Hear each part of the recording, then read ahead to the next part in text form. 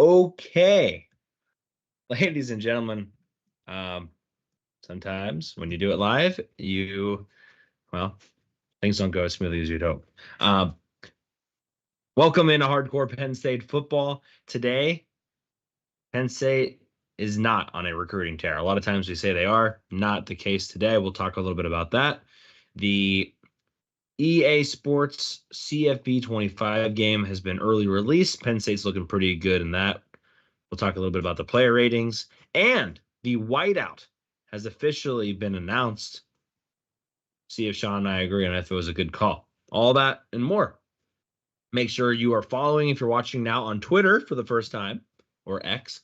And if you're watching on YouTube, please make sure to like the video and subscribe. See you guys in just a second. Welcome into Hardcore Penn State Football. I'm Cory Lestochi. With me, as always, the great Shawn Kane. How you doing today, Shawn? Not too bad, Cory. It's been quite a week in Penn State land, but quite a week in the country. And a lot to get into with recruiting. Got the NCAA game, so a lot to talk about today. I feel like for a week in July, I feel like there's a lot on our plate today, and Absolutely. not all positive, but no, some positives. Hey, Shawn, do me a favor. Oh, no, you're a little bit better now. Yeah, if you just stay like that, you're perfect. I agree. And I'm kind of glad some of this happened now because we'll be not having an episode next week as we will be preparing for a celebration, my friend. So glad that we were able to have some of this conversation before the wedding. So let's talk about the recruiting first. I think that's what people are going to want to talk about the most. Talked about it a little bit last week. Things haven't necessarily gotten better since. Penn State missed out one receiver that we mentioned. Missed out on yet another receiver. Shawn, what's the latest in the receiving recruiting world?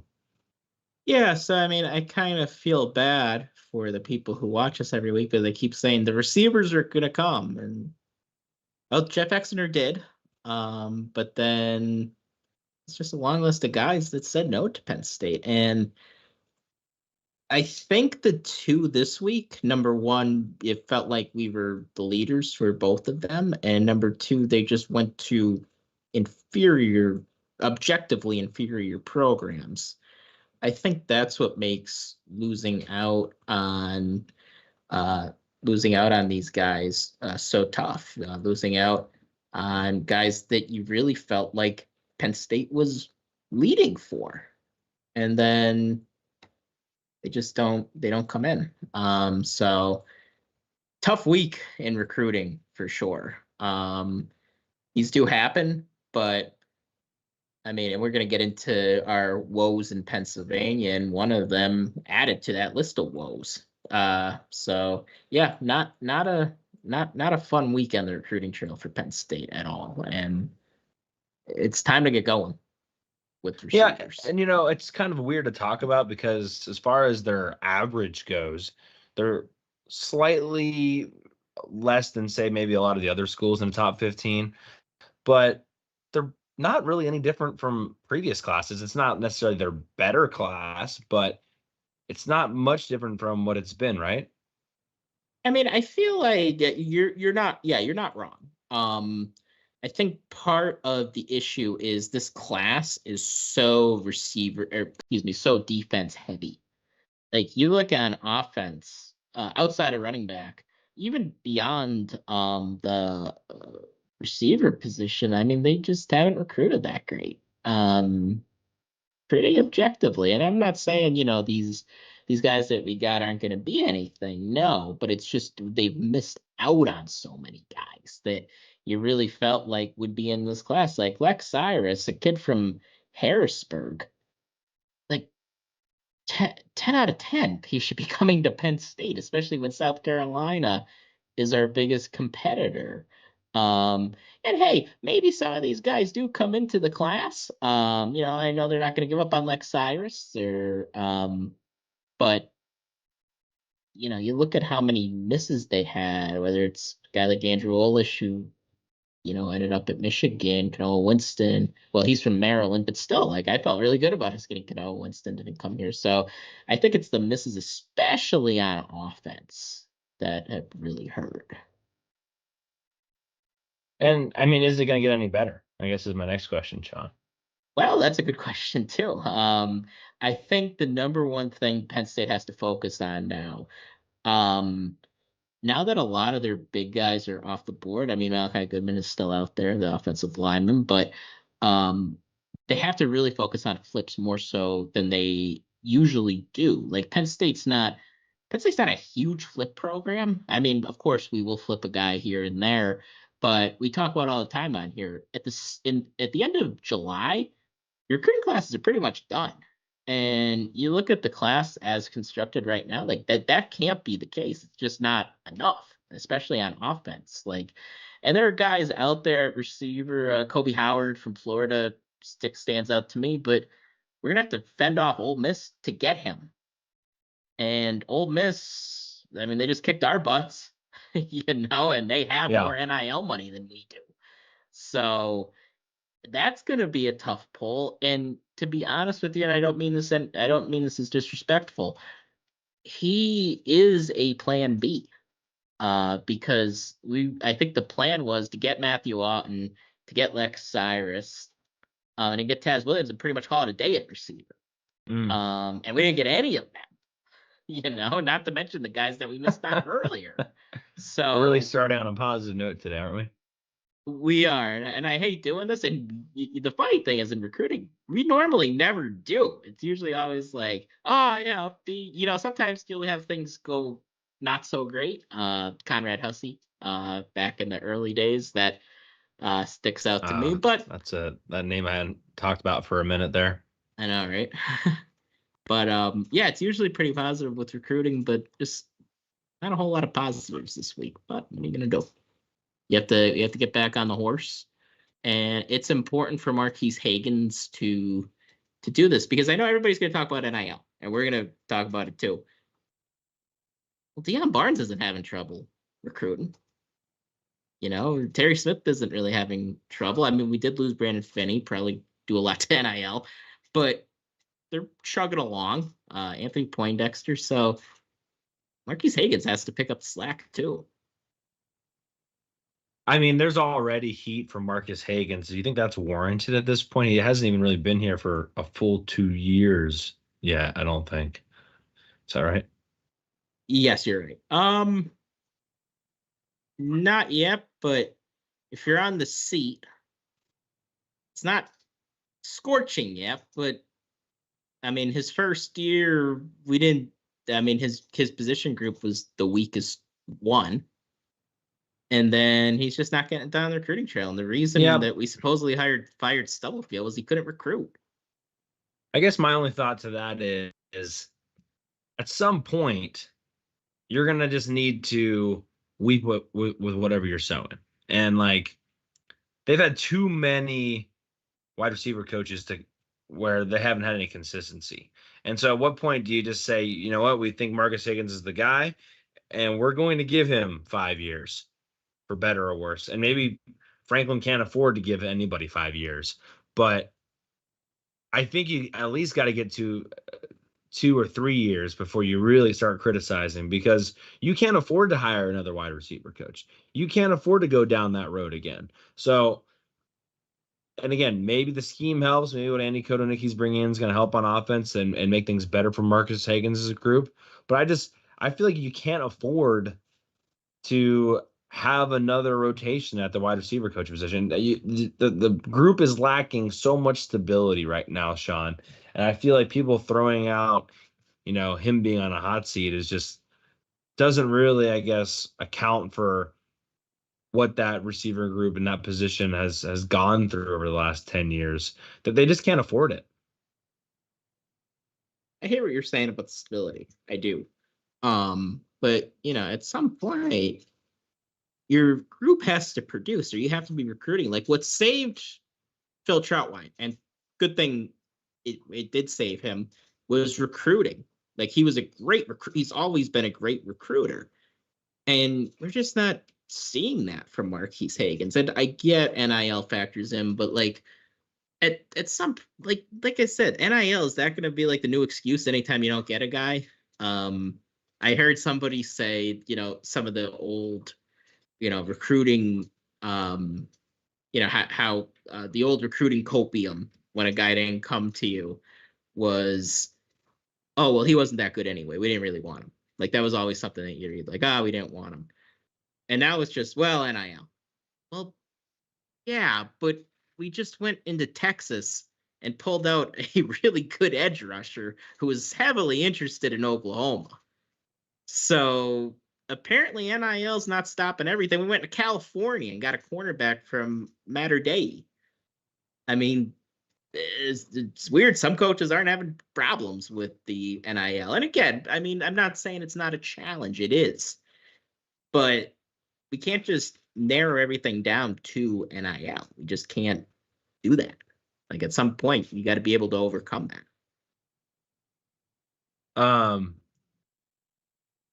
Not to change completely on this, but 4-star defensive line Jarquez Carter has announced that he will be making his commitment tomorrow, July 18th. From what I'm seeing here, Penn State, top 5, visited on June 7th. Seems like an Ohio State lean, Shawn. Yeah, I think he's going to Ohio State. Bummer. Which, I mean, Ohio State continues to rack in some really, really good, solid recruits. I mean, it's just... Well, it's either tough. NIL or Penn State didn't really want him, Cory. That's the rule. That's right. No, he's a really good player. I think we talked a little bit about 0-8, but I think it continued to be brought up this week. Penn State, again, 0-8 on the top 8 players in the state of Pennsylvania. We mentioned again, they missed out on some, St. Joe prep guys to Ohio State, but losing someone to Alabama, losing someone to Michigan, losing someone to South Carolina. I mean, I think Penn State fans have every right to be upset about that. Again, especially at a position like wide receiver, where tight end, losing Olish to Michigan, okay, like probably going to be okay at tight end. And that's not just me being sour grapes, like, oh, we don't need him, our position group's fine. Wide receiver, you can't make that.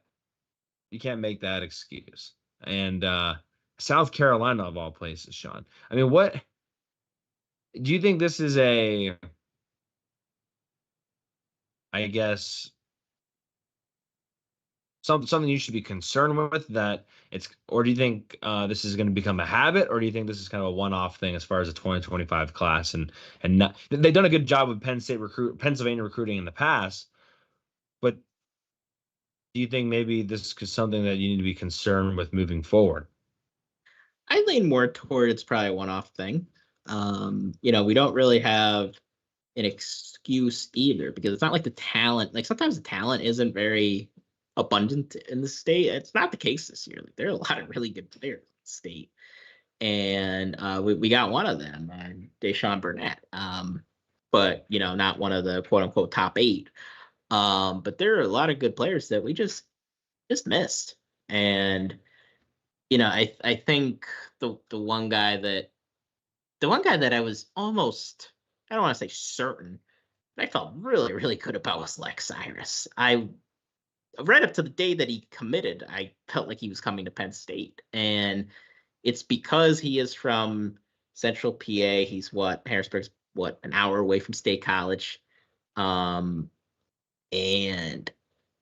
it's a position of need. Like, that's a guy that you just need to get, period. And we lost him to South Carolina. Like you said, it's not Andrew Olish going to Michigan. They're the champs. They always have good tight ends. It's not even Matt Zollers, because that quarterback NIL money, that is real. I mean, I still think you have to find a way to beat Missouri out for him. Right. And we already have a quarterback in the class. So that's always going to be challenging to convince a guy to come in the same class as another quarterback. Lex Cyrus, there is zero excuses. Now, maybe we end up flipping him. You never know. It's only July. maybe we end up flipping a Zaire Mathis. I know he's very interested in Penn State. He just had an official visit here. But you still have to beat out Ohio State and try to flip him from Ohio State. I think there's a very small list of guys that Penn State's flipped from Ohio State, so that's probably going to be a challenge. So and any like when you get into trying to flip guys, like from Penn State, we'll have a couple guys flip that don't stick in the class. But generally speaking, when you give a verbal commitment, you're probably coming. I mean, kind of Booger McFarland analysis there, but there aren't a whole lot of guys that are going to flip. So I think those are the two guys that we're really going to focus on, and we'll stay in it with other guys like Michael Carroll is a legacy recruit. And Andrew Olish really liked Penn State, but I think the two guys that you really have to focus on to flip right now are Lex Cyrus and Zaire Mathis. And I mean, flipping isn't even really coming to mind yet for me. Like, I'm not even thinking about flipping yet. But I mean, to me, that means you're almost desperate, right? Like, if you're already thinking about having to flip some guys, like, not that it's not flip season. I think usually flip season starts more around August. But that to me is like, if you've already got to the point where you need to flip a couple guys to feel good about the class, then you're not really feeling that good about the class.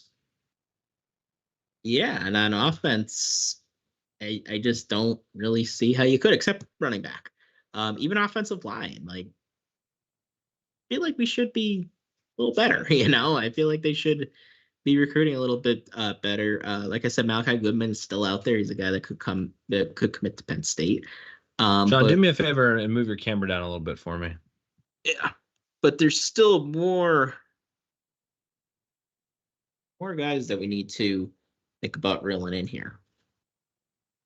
Yeah. I mean, is there anyone else that we need to be kind of watching the next couple weeks as again, where we won't be recording next week? Not to put you on the spot, but to put you on the spot. Like you said, Jarquez Carter, he's gonna commit this week. He's in all likelihood not coming to Penn State unless something changes. And hey, Penn State's been on the receiving end of a lot of sudden changes, so maybe the sports gods toss us a bone there. But right now, I mean, he off the top of my head, he's the only one that I could really think of. It's not comforting. Yeah. Pain. Any other recruiting news that you want to discuss before we move on? No, I think we did a good job covering that, actually. Okay. Penn State has announced their themes for the 2024 football season. The Penn State whiteout will officially be against Washington on November 9th. Time and network to be determined, but it's looking like it's going to be a 3:30 kick. Shawn, what are your thoughts on the Washington whiteout? I'm fine with it. I think it made the most sense. And it's the best option. Keep in mind, Washington, they were just in the national championship game. So it's not like people, I read people online kind of talking like it was like when we had Minnesota as the whiteout. No, they're a little bit more of they are a bigger draw. Do I wish it was Ohio State at 7:30? Yeah, but we're not going to get Ohio State at 7:30. We're going to get Ohio State at noon with Gus Johnson. That's what it's going to be.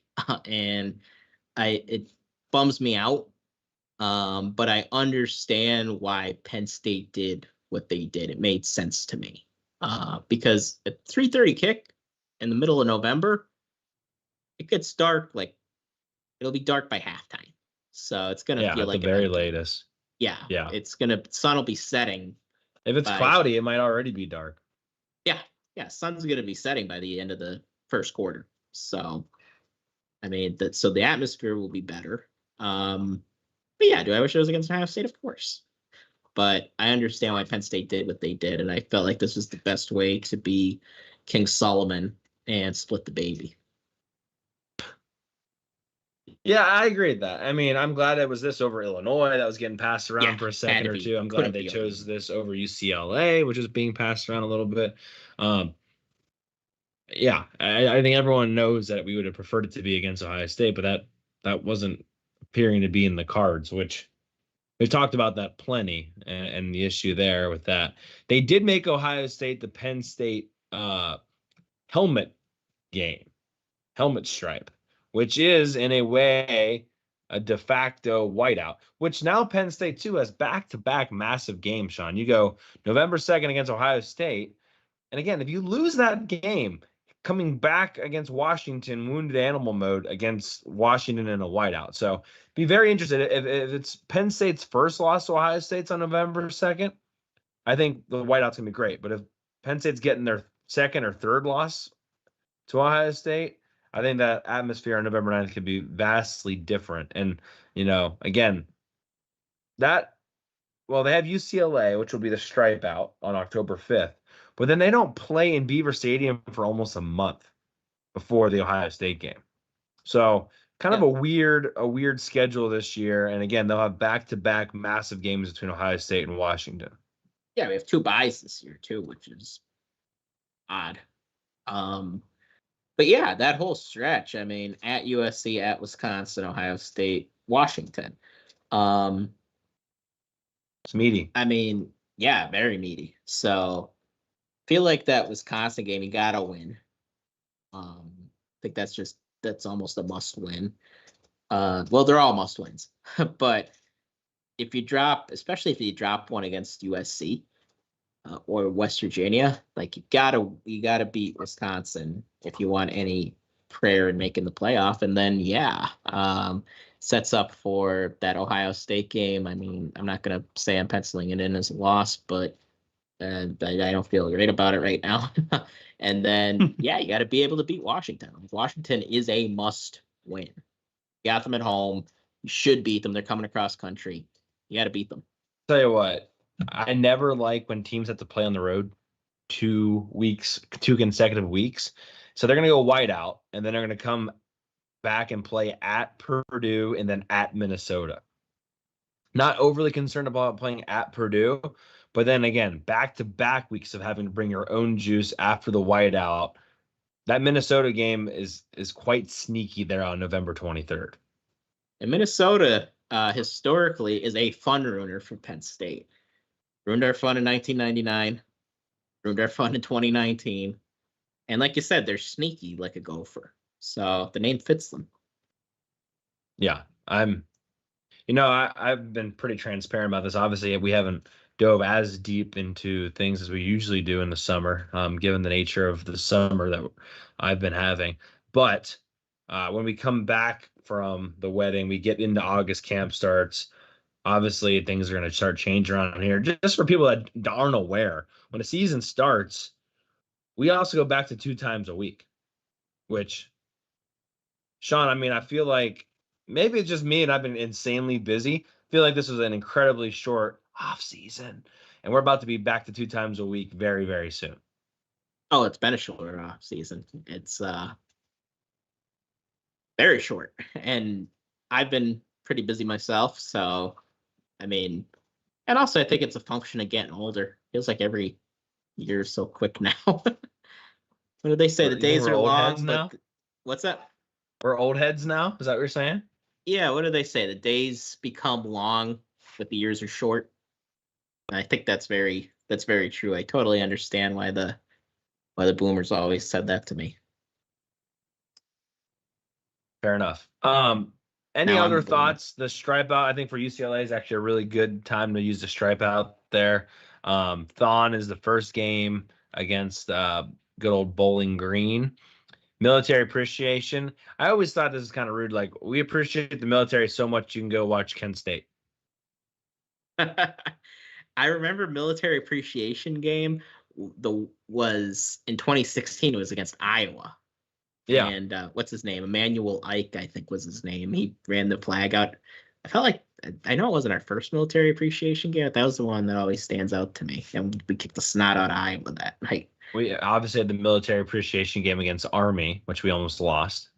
We should have lost that game. Yeah, if the guy doesn't fumble the football. Yeah, they kept fumbling. They couldn't stop fumbling the ball. Illinois is officially the homecoming, and that will be the Generation of Greatness game, which they wore the Generations of Greatness uniforms against Illinois when they went to the whatever amount of overtimes. So yeah, right around that date too, right? It was like early October-ish, right? Maybe it was a little bit later, actually. it was like mid-October, Yeah, because we it would've lost to been, yeah. Iowa, and then Okay. I think we had a bye week. Yeah. Then, yeah, what happened All right. happened. Fair enough. But anyway, so they'll be trying to redo that. They'll be honoring the 1994 Rose Bowl team for its 30th anniversary during the September 20th game against Illinois. That one, I didn't know this, has already been decided on either a 3:30, 4, or 7:30 kick. So I like that Illinois, they put it against Illinois too. It was 94 came, they were down 21-0 against Illinois out in Champaign. I think that's a nice touch. Yes. I like that. So just to recap here real quick. The only home games we know the times for: Bowling Green noon on BTN. We don't even know the Kent State game. I just said the Illinois one, and that's it. Again, we think Washington's going to be at 3:30, but we don't know that completely for sure yet. And that's it. We don't even know the Maryland or and we think Ohio State's going to be at noon, but we don't, again, know for sure. Yeah, it feels like, first off, the themes came out really late. And I do wonder if they were trying to, wheel and deal with Fox behind the scenes. And, I was thinking, and James Franklin referenced this. ABC and ESPN always put, not always, but in the last 20 years, their premier game at 7:30. Right. Except for 2 games. Oklahoma, Texas. Yep, Red River Rivalry and the game. Ohio State, Michigan. So Fox, throw us a bone here, I feel like the whiteout counts as an exception for your big game because everyone and their brother knows it's not as fun to watch. And I haven't looked at it for that week. Let me just do that now because I'm just curious now. Let me go ahead and do this. What else is going on that week? Does Fox have another game that week that they could put on Big Noon Kick and make up the same amount of money? Because why they put it at noon is because they're trying to outcompete everybody instead of trying to compete with people in primetime. But can they get similar numbers for Big Noon and still win the primetime slot? That's what it's going to have to take. Let me see here. Yeah, and I mean, without looking, I really doubt it because Ohio State, both of us will. Ohio State will have 1 loss at most going into that game, and we'll probably have 2 losses at most. They have Wisconsin. Oh. They could do it if they wanted to. Oregon plays at Michigan the same weekend, same Saturday. There you go. So they could. Yeah. And maybe that one's ESPN did already. It doesn't say it right now, but maybe ESPN has the bid. Or maybe they have Ohio State, Penn State, and they couldn't get Oregon, Michigan. I don't know. But either ESPN way, doesn't get our games anymore. But I thought there's still some weeks that they can bid for whatever. My point is, maybe NBC has this one. Yeah, anyway, yeah. But it doesn't say it yet. They could put Oregon, Michigan at noon and Penn State, Ohio State at night. I'm just trying to see if there's any other bigger-ish games that they could maybe consider throwing out there, but no, not really. Florida also plays at Georgia. That's 3:30 ABC already, so that one's locked in already on ABC. So, Oklahoma plays Maine for what that's worth. Oh, and here's another one. USC plays at Washington. That's probably the night game. Yeah, that one though, it's a West Coast game and they don't want to put it at 9 a.m. I get it. But just put Oregon, Washington. Excuse me, Oregon, Michigan. That's about it though. That's a big weekend. You got Oregon at Michigan, Ohio State at Penn State, and then USC at Washington.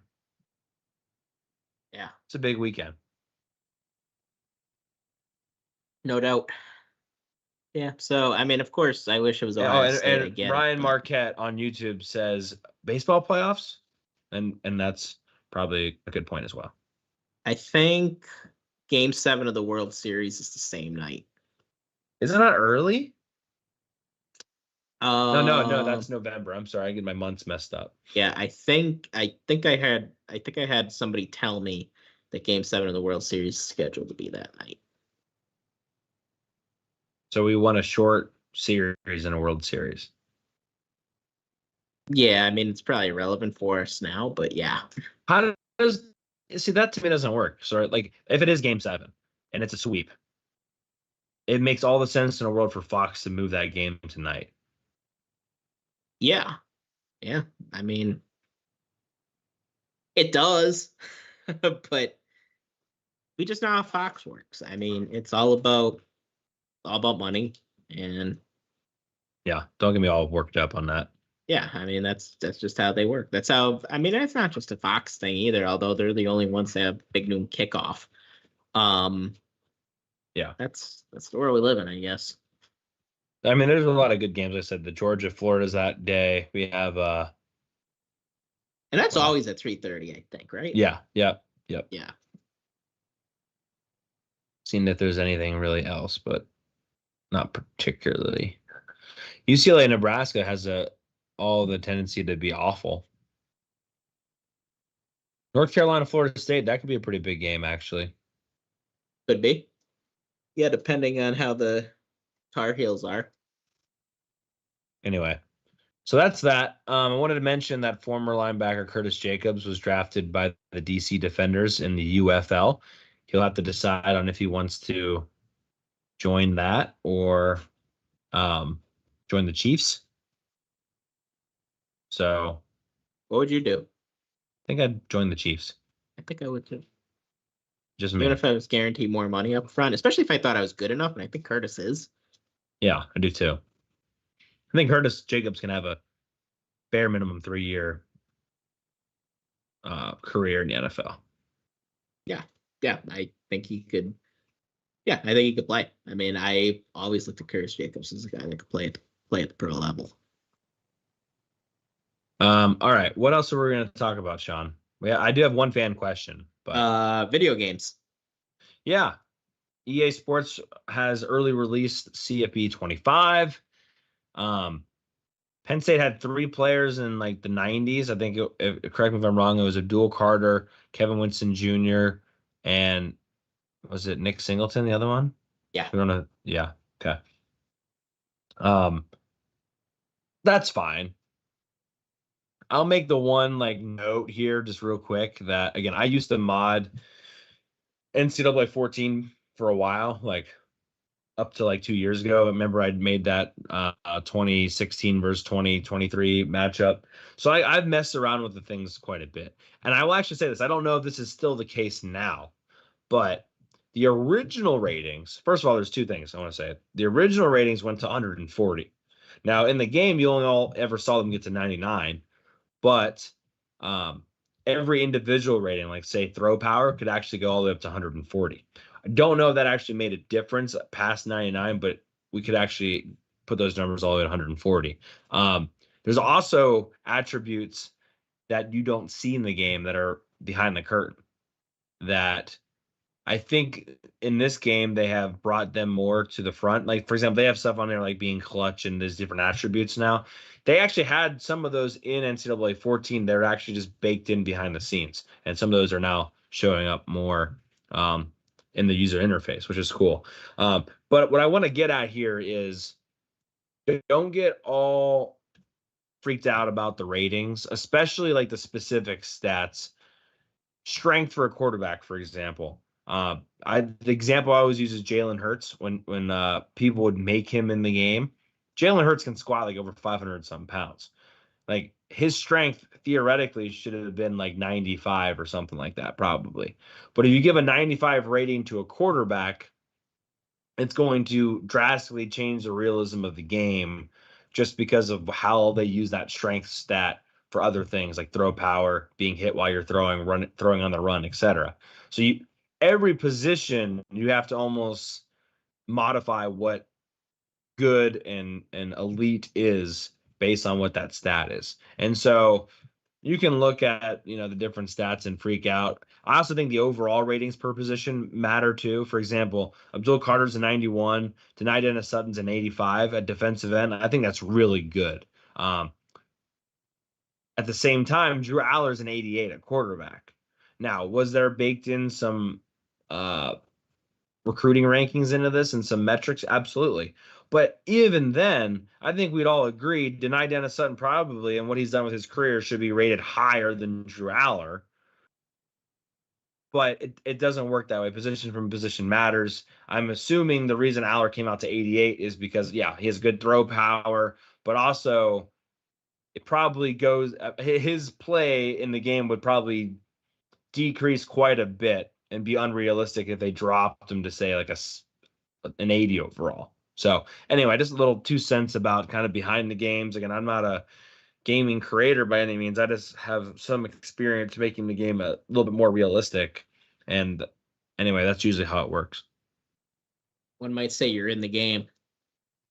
I would say I haven't even bought the game. I'm waiting until after the wedding to purchase it. I almost pulled the trigger. I had it like in the cart. I had everything. I almost just caved and bought it 2 days ago.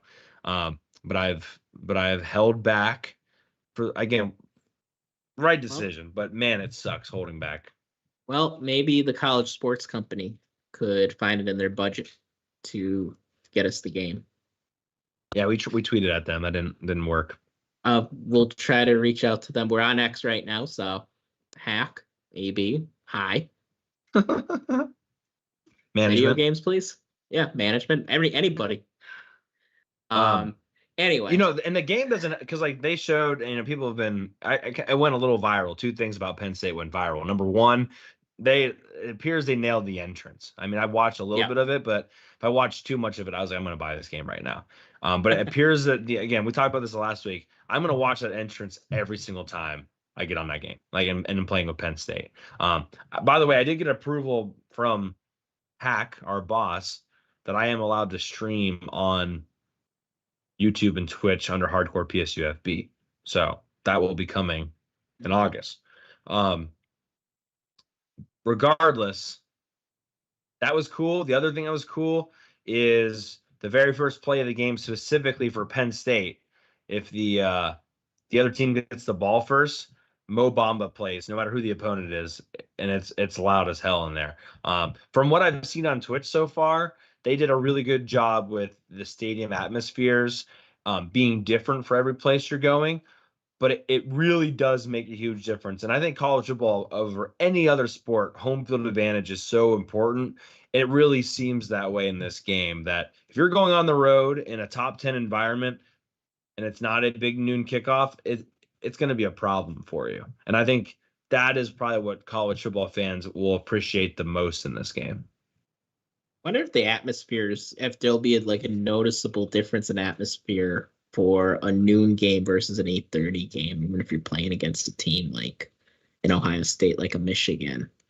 I know that they have like it is time based, right? So for example, in Oregon, when it gets more in the afternoon, the way their stadium is, like the shade really starts showing up as the game gets further in the day, and that does happen in the game.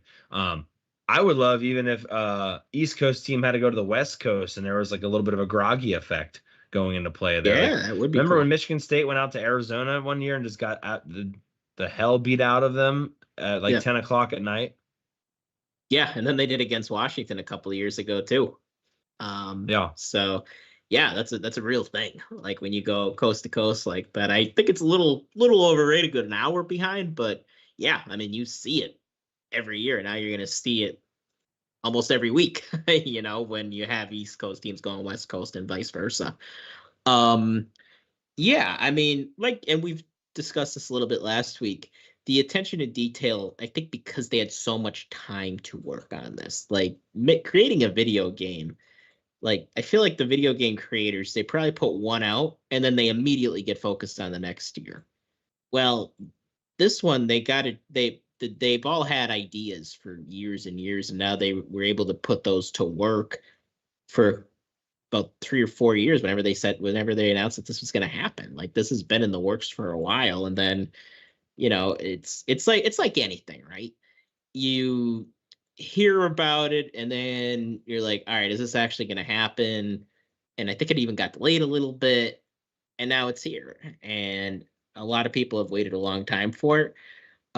When I looked at the ratings, I mean, some of them are a little funky. I think they went like in the college game, and I think this is how it used to be too. There weren't a whole lot of 99 overall guys. So if you look at our roster and you're like, oh, the highest one's 91, that's really good. Like, there aren't a lot of guys higher than that. Oh, Tyler Warren's a 90 too, by the way. That's a good catch, because I think that's a good rating for him. Yeah, I think that's accurate. And I believe the 24/7 guys, they said he's the third highest ranked tight end in the game. To take that for what it's worth. And again, he's a hard guy to put in the game because from an athletic standpoint, he can do it all, right? I mean, he's thrown touchdowns, he's caught touchdowns, he ran touchdowns, like he's done it all. And he has that athleticism. We've seen him jump, we've seen him, run people over, we've seen him run in space. So, I was gonna say too, I think they did a good job of demonstrating top tier talent versus everybody else. From what I've seen so far, playing okay, let me take that back. Playing like Alabama and Georgia, very obvious you're playing Alabama and Georgia. Probably a smidgen of a step below to play even Penn State, but even those teams compared to, like, say, the group of 5 teams, noticeably different as far as the talent, which is, again, very realistic. Yeah, definitely. The one thing with the ratings that really stuck out to me is Nick Singleton's a 91 and K-Tron's an 87. When I feel like everybody who watched last year, and feel free to comment or whatever if you feel different, K-Tron had a better season than Nick Singleton last year, and it's not really that close. Now, like you said, a lot of it's probably traits, because Nick Singleton's acceleration, there probably aren't a whole lot of running backs in the game that have a better acceleration. So that's going to really bump his overall up. Absolutely. Whereas K-Tron's the more steady guy. He's going to get you 4 yards a pop. That's just going to be what he does.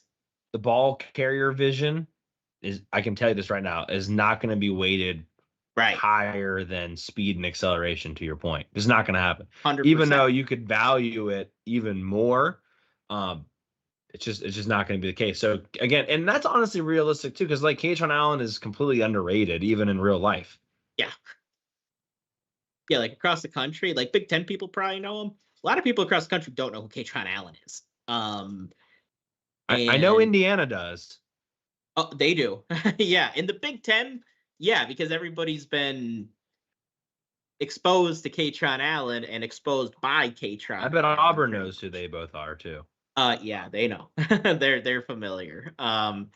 But you go around the country, most diehard college football fans will know Nick Singleton, but K-Tron not necessarily. And K-Tron had, like I said, he had the better year last season, and he wasn't that far behind him in the freshman season. And yeah, Singleton's biggest problem, and we've talked about this ad nauseum last season, was not being able to find holes. And like you said, how it comes out in a video game is going to be different than how it is in real life, because you'll be the one controlling Nick Singleton and you'll be like, oh, there's the hole, I'm going to go around and throw it. Whereas when you're in a game, wearing a helmet and you're trying to see holes that are open for like half a second, it's a whole different world. So it's not going to mean as much in a video game. Absolutely. Yeah, more to come on that. Obviously, I'll see what we can do as far as the streaming goes. What I'd like to do is maybe have somebody on as an interview while I'm streaming for a little bit. They can hop off, someone else come on. Not even video, just audio. So we'll figure it out. Shawn can come on sometimes. They will get Hack to come on. We'll maybe extend it out to some other guests. Figure that out at some other point. Yeah, that sounds awesome. I do have one fan question. If anyone's watching on YouTube, though, like to drop a question, we'll take that as well. Same on X. Do you have any other things before we go to the fan questions, Shawn? No. I just think it's really, really awesome for all the gamers out there that Yeah. we finally have a college football game again. And the players get to make some money from it. So everybody wins in this one.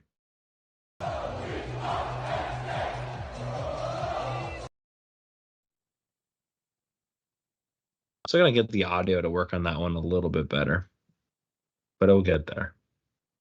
All right, we do have a fan question. There we go. A long one, so it's been elongated a little bit. This is from Maddie Ice, longtime listener, longtime questioner, I should say. Has there been a philosophical change or shift in the type of quarterbacks that James Franklin wants? Recent QBs for Penn State. In 2021, Christian Veilleux. In 2022, Drew Allar. In 2023, Jackson Smolik. In 2024, Ethan Grunkmeyer. And right now, 2025, Becca Pizza. He wanted Zollers, even though they could have reasonably got four-star dual threat Malik Washington. So I think, and Shawn, correct me if I'm wrong, but it seems like the trend is towards maybe taller, bigger guys. I think. Yeah, seems to be. But I don't know how much that's really James wanting that to be the case and how much that originally was Mike Yurcich wanting that. Because I know for a fact Mike Yurcich wanted it. I don't know if moving forward that's exactly what Kotelnicki's going to want. And I would maybe beg to question maybe if they would have preferred a Malik Washington moving forward instead of maybe a Grunkmeyer. I don't know what Kotelnicki wants. I think Grunkmeyer is going to be fantastic, but is he going to fit the Kotelnicki offense? I'm not sure yet. I really don't know. I haven't seen the offense. Yeah, and I think you could throw Troy Yoon into that as well. And for 2026 guy, because he is in that Allar, Grunkmeyer mold. Yeah, I think it's an interesting point. It's a good question. Perhaps I would agree with what you said. A lot of that could be Mike Yurcich, and because all those guys that were listed, I think except Veilleux, and he came in with Prabula. All those guys that you listed though are all Mike Yurcich recruits, including Kritza. He was originally recruited by Mike Yurcich, committed to Mike Yurcich. So yeah, I think it's an interesting point. But then even beyond Yurcich, though, we still have Troy Hume coming in, and he is still in that mold. So perhaps I think it would be an interesting question to ask James Franklin, to be honest with you. Like just straight up, right? Like what are you looking for in a quarterback from a tangible perspective? And I do think Franklin, to his core, wants a guy to be to be athletic. Like that's who he's had success with. Even going back to Vanderbilt, like he's had success with running quarterbacks, and the pocket guys not as much. So, and even Cliff, more athletic than any of those guys on that list. So, it's an interesting point. Also, Franklin just hasn't had that many quarterbacks here, like his starters. No. He had Hack for 2 years, he had McSorley for 2 years. And then he had Sean Clifford for 90 years. And then he had Allar. So he just hasn't had that many starting quarterbacks. And is that his own fault? I mean, what do you mean by that? I mean, is there some loyalty involved there where he doesn't want to pull the plug? I mean, he did pull the plug on Clifford for a little bit for Levis in 2020. But it seems like there's and I agree with the reluctancy to a certain extent, right? You pull your quarterback, it's not like pulling your pitcher.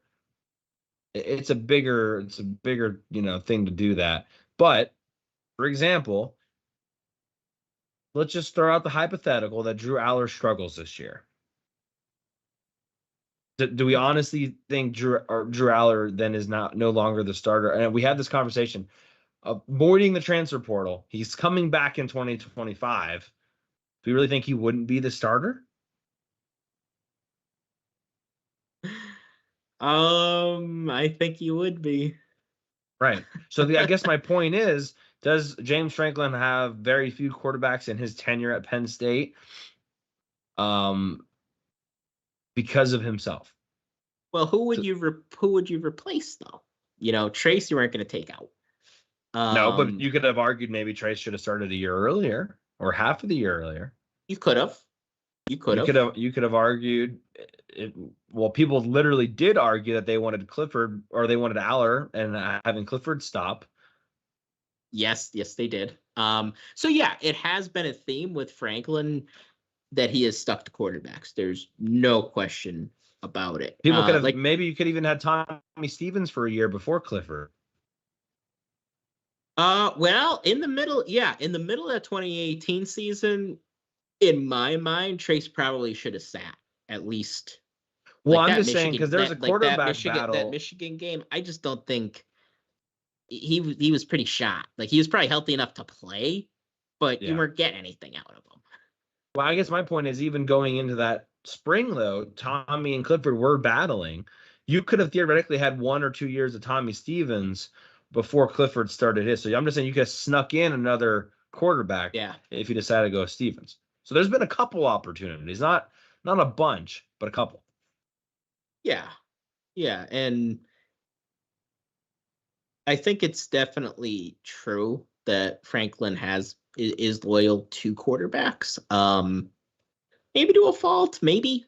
But and keep in mind, he was a quarterback.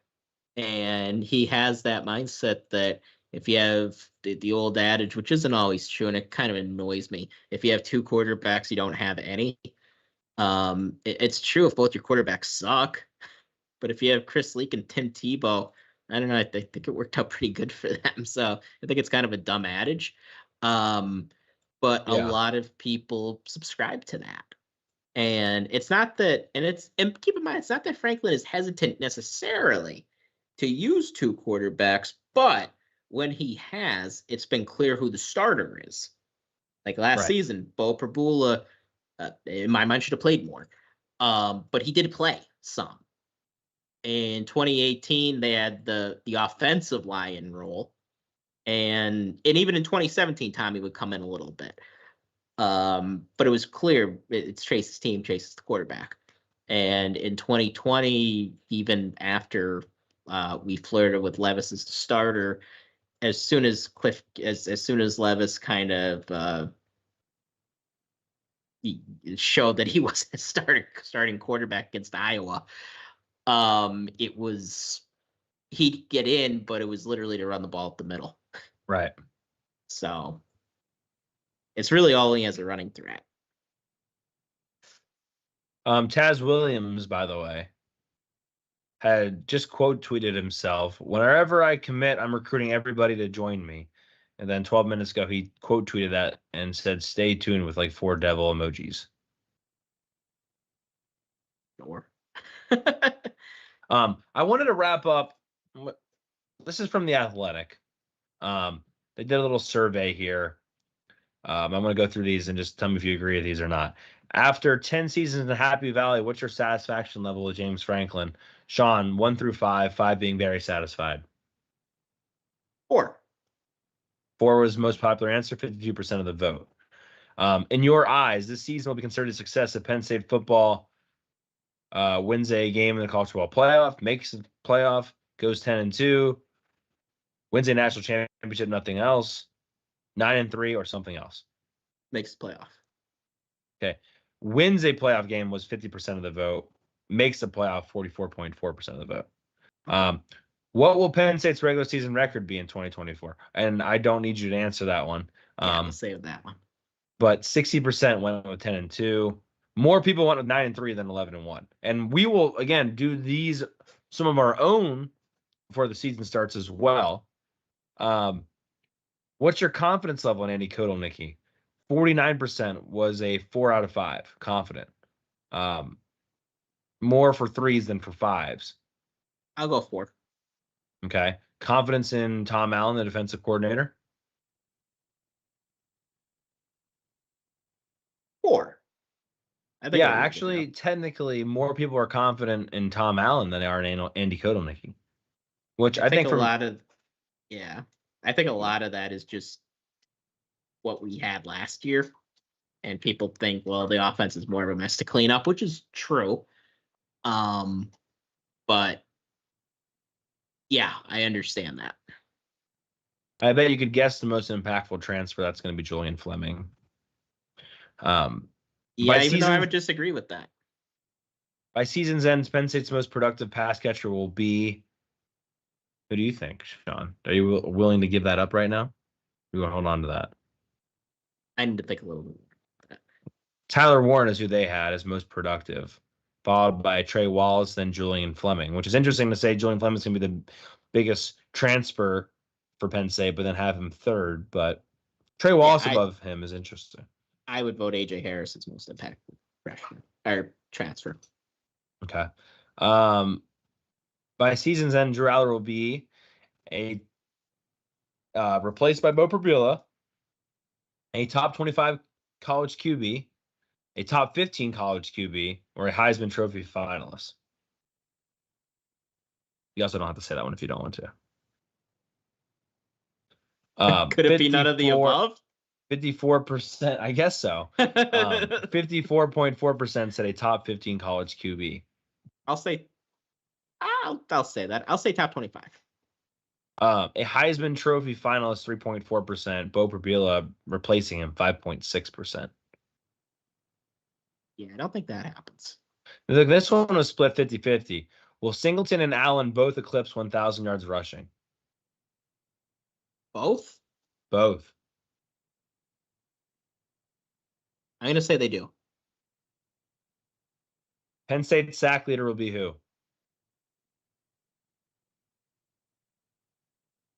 Tonight and a son. He had 34.6%. I'm assuming you could guess who had the most then. Probably Abdul Carter. Tony Rojas, 2.8%, higher than Jameel Lyons. No love for our favorite player. No Amin Vanover wild card? No. Zane Durant got more than Amin Vanover, I guess. And Zariah Fisher. Honestly, Tony Rojas having more than both of those guys is kind of crazy to me, but whatever. Because I just don't know if Tony Rojas is going to, be by the quarterback that much, but what do I know? Well, Abdul Carter did it in 2022, right? It's true. It's true. Yes, maybe I should vote for Abdul Carter, but no, I'm going to stick with my guns. I'm going to say denied on son. Interestingly enough, Penn State's whiteout opponent this year should be, obviously Ohio State got the most. UCLA got 25% of the vote. Washington only got 10.3% of the vote. Washington's so disrespected. They really are. Yeah, like they were just in the title game. We haven't been to that since '86. Yeah. Okay, Shawn. How well do you think Penn State football is doing with NIL? 1 being underperforming and 5 being leading the way. 3.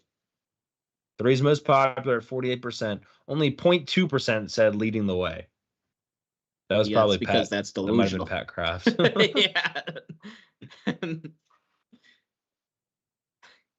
Kraft. What newcomer are you most looking forward to seeing Penn State play in the coming years? Does this count freshmen and transfers? No, like team. What new? So new Big Ten team. Yeah, sorry. Okay. Yeah. I mean, I think having well, I could go history and say USC, but I think Oregon. I think Dan Lanning. I'll just say it. I think he's the best coach in the conference. Wow. If I had to pick a coach to lead my team for the next 10 years, going Dan Lanning. And the reason is, number one, I think he's just a hell of a coach. But number two, like, he didn't come up in a time like even James Franklin did with before NIL. Like James Franklin was a head coach like 10 years before NIL came around. Like Dan Lanning came up in this, and I just think he's doing a hell of a job at Oregon. One criticism is he lost twice last year to a team that I think he was bad. That I think they had a better team than. But I just I think he's going to bring like a Georgia, like an Alabama type program to Oregon, and he already is. Oregon USC had the most votes there, substantially before the rest of the other two. Yeah, I mean, I can't really disagree with you on that. I think he's gonna. I mean, they're doing good stuff. He stayed at Oregon. He's NIL. They have a lot of money. Things are going really well for him in Oregon right now. Again, it just kind of comes back to quarterback a little bit. Shawn, that's all I have. All right, those are some good questions. I like that. Yeah. Oh, thank you for saying that, because shout out to Audrey Snyder at The Athletic. I don't subscribe to much anymore, but I am still subscribed to The Athletic. So there's your plug. Audrey's great. Yeah. Shawn, you have anything else? I think we're good.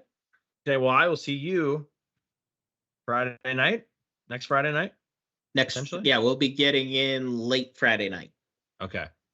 Well, if Yeah, you have I'm time for a still beer, let me know. Yeah, definitely, because I'll be working till 5:30 and then about a 4 or 5 hour drive. So Okay. Well, for the Shawn Kane, I'm Cory Lestochi. You've been listening to Hardcore Penn State Football. Whether you're watching on YouTube, please make sure to like the video and subscribe. Or if you're only listening to the podcast, wherever you listen, make sure you're subscribed. And we will see you in a couple of weeks. Until then, we'll be getting back right into the swing of things. Camp will be starting. Enjoy the last couple of days of the offseason, Shawn. And Kristen just got done with your invitation. Sweet. Or save the date. Save the date. Yep. All right. Yeah. And shout out to Cory for getting married. We're all so excited that he is taking this huge step forward. I'll give a sappy speech next time. Okay. Yeah, we do need to figure out next time, because I don't know if it's going to be the following Wednesday, but we'll talk